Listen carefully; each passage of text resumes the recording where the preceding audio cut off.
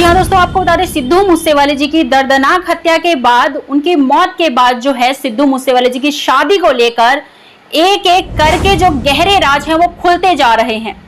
Latest update में आपको बता दें एक और खुलासा जो है उनकी शादी को लेकर हुआ है। उनकी मंगेतर के द्वारा कही गई बातें जो इस वीडियो में हम आपको बताने जा रहे हैं। दरअसल सिद्धू मूसेवाला जी जो थे अपनी मंगेतर को रानी बनाकर रखते थे। जी हाँ, वो हर एक औरत की रिस्पेक्ट करते थे, हर एक लड़की की रिस्पेक्ट करते थे। हाल ही में सिद्धू मूसेवाला जी की मंगेतर को लेकर जो है बयान आया। सूत्रों के मुताबिक आपको बता दें दोस्तों, जैसे कि आप सभी जानते ही हैं कि सिद्धू मूसेवाला जी की जो है नवंबर में शादी होने वाली थी। वहीं बाद में जब कांग्रेस की चुनाव में वो जब हार गए तो उसके बाद उनकी शादी की डेट चेंज कर दी गई, जो कि जून में होनी थी 2022 में। वहीं आपको बता दें उनकी हत्या के बाद जो है कई सारे सपने मंगेतर के टूट गए। सिद्धू मूसेवाला जी जो हैं एक लड़की चाहते थे शादी के बाद कि उनकी खुद की एक लड़की हो जिस पर वो गाना भी बनाना चाहते थे, क्योंकि आज तक उन्होंने किसी भी लड़की पर कोई गाना नहीं बनाया है। वहीं इंटरव्यू में उन्होंने ये भी कहा था कि मैं खुद की लड़की, जब मेरी होगी खुद की लड़की तब मैं गाना बनाऊंगा लड़कियों के ऊपर। आपको ये भी बता दें दोस्तों, सिद्धू मूसेवाला जी की जैसे ही इंगेजमेंट हुई, इंगेजमेंट के बाद सगाई होने के बाद जो है सिद्धू मूसेवाला जी अपनी मंगेतर के घर आते जाते थे, एक एक चीज का ख्याल रखते थे, यहाँ तक कि प्राइवेसी का भी बहुत ख्याल रखते थे। उन्होंने ये भी नहीं बताया था कि उनकी जो है शादी कब होने वाली। उनकी हत्या के बाद तमाम बातें जो है निकल कर आई और तस्वीरें, वीडियोस वो भी सामने आई हैं।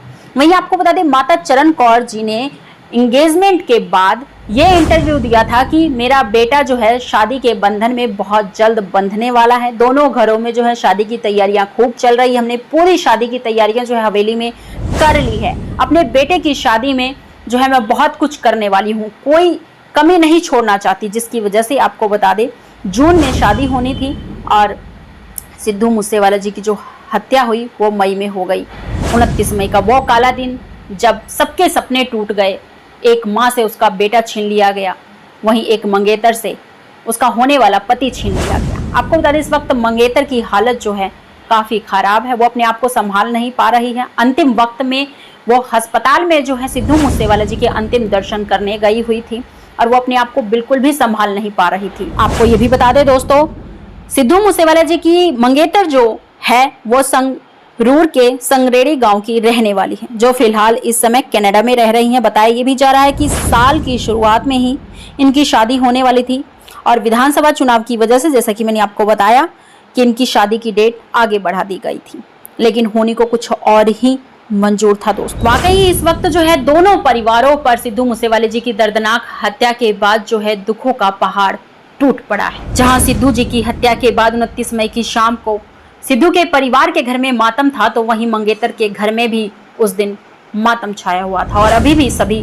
दुखी हैं। अभी भी सिद्धू के परिवार से मिलने आते हैं उनकी मंगेतर की परिवार। उनका नाम है, सिद्धू की मंगेतर का नाम है अमनदीप कौर, जो कि कनाडा में रहती हैं। फिलहाल वो इंडिया में है, ऐसा बताया जा रहा है। सिद्धू मूसेवाला जी काफ़ी खुश थे अपनी शादी को लेकर।